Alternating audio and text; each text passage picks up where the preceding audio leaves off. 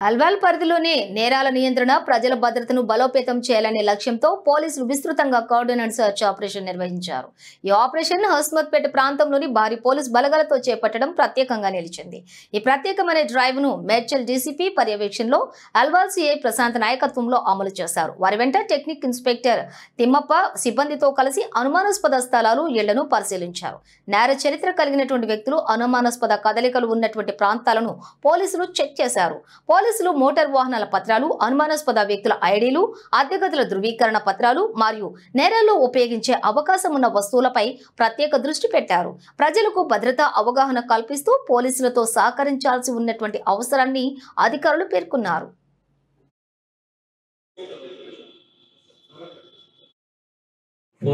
Houses check చేసి 2500 persons ని check చేయడం జరిగింది.